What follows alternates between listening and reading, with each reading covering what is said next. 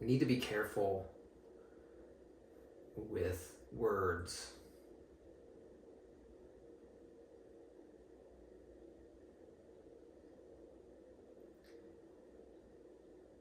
I think for a long time I kind of had the idea that Zen practice was about getting rid of delusion. And my understanding of delusion was that there are certain views or ways of looking at things that are inherently unhelpful, inaccurate, lead to suffering, and that if I was able to let go of those views and replace them maybe with Buddhist ideas or perspectives, that would be beneficial to me and hopefully the other people around me. And accordingly, my Zen practice kind of followed from that.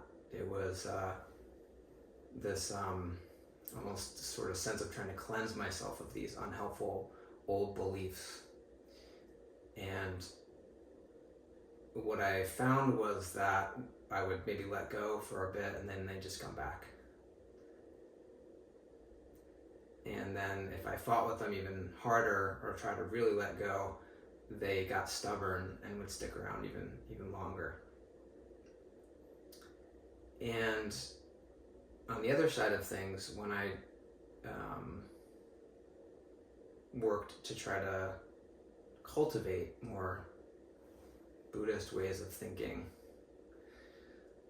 those ideas stuck around, but not necessarily in the most helpful ways. I started to talk about them, these terms, a lot with people who maybe weren't interested in them. Found myself occasionally getting into kind of a lecture-y mode with people around me. Maybe was a little bit more enthusiastic in talking about Buddhist concepts past the point where people's eyes glaze over. So that wasn't all that helpful either. And the thing about Zen practice is it's not about replacing old bad beliefs and replacing them with, good, enlightened ideas. Because, well, first of all, there's no way to get rid of the part of you that produces ideas. If you did, you would die. I guess there is a way to get rid of it. Please don't try that. The thing is, our ideas can be helpful in certain circumstances. When we practice Zen, we are learning about our relationship with our ideas and the nature of that relationship, and when it is helpful and not helpful to relate to our ideas in certain ways. There's a Zen saying that I really like that kind of points to and sort of an admonition about ideas and how we need to be careful with them. So the saying is, he throws away his old sandals and puts on new ones. He throws away his old sandals and puts on new ones. Sandals, traditionally, back in the day, were made out of grass, sort of tough grass.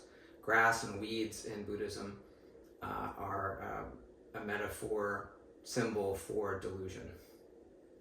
So he throws away his old sandals and puts on new ones.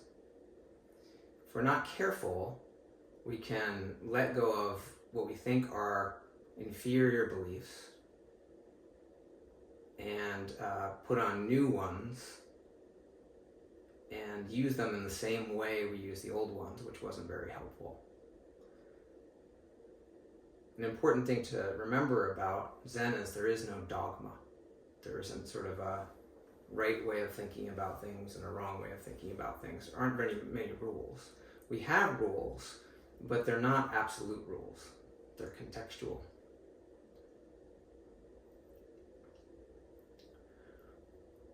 what are sandals used for? What's footwear used for? Well, it cushions our feet against whatever might be on the ground. And when we've got footwear on, we don't have to think so much about what we're stepping on or stepping into. We can sort of be kind of on autopilot. And certain types of footwear are better for certain things than others. So if you're wearing sandals, you probably don't want to go hiking. You need hiking boots for that. And if you're going to go in the water and sort of be walking around the water, you probably don't want hiking boots. You probably want like water shoes. And if you're on the snow, you probably want snowshoes. I mean, different types of footwear are good for different circumstances. But if you have nothing on, you have to be really careful how you step. You have to really feel cautiously the ground in front of you. And you might realize that that's not a place to step. Or maybe you need to walk a little bit more gingerly.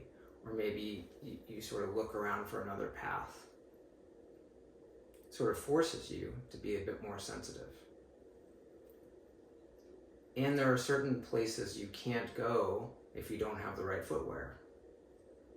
So to just say, I'm not going to wear shoes anymore, no matter what, probably isn't the most workable. I think ideas work the same way. We just need to be careful about how we're relating to our ideas. And also be careful of the trap of like getting rid of old ideas as if they're bad or inferior and replacing them with new ones. Especially Buddhist ideas. Uchiyama Roshi was pretty emphatic in saying that one of the reasons, at least in his time in Japan, Buddhist ideas and Zen ideas weren't really getting traction is because a lot of the teachers weren't willing to update the way things were talked about. They were clinging to old language and concepts that were consistent and true to the way Buddhism has been thought about and taught for centuries, but really didn't resonate anymore. So it could be the case that actually speaking in terms that are very Buddhist and consistent might not accomplish the goal of Buddhism, which is to save all sentient beings.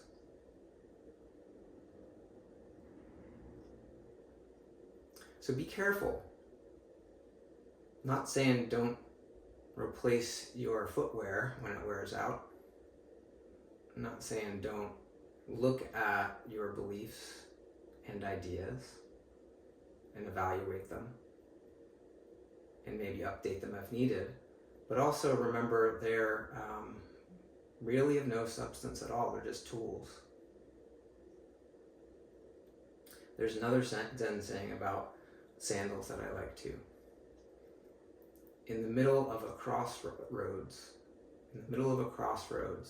a worn out sandal.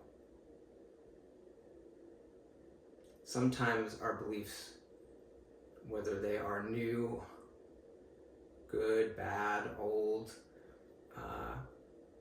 just don't really work at certain crossroads in our lives. So then you have a choice to make. Do you cling to your old ideas, abandon them for new ones that you will cling to? Or do you really look at the role thinking has in your life fundamentally and make a choice about what to do and how to be beyond words?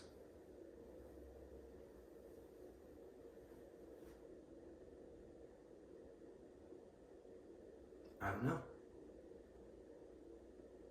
You have to mind your own footwear.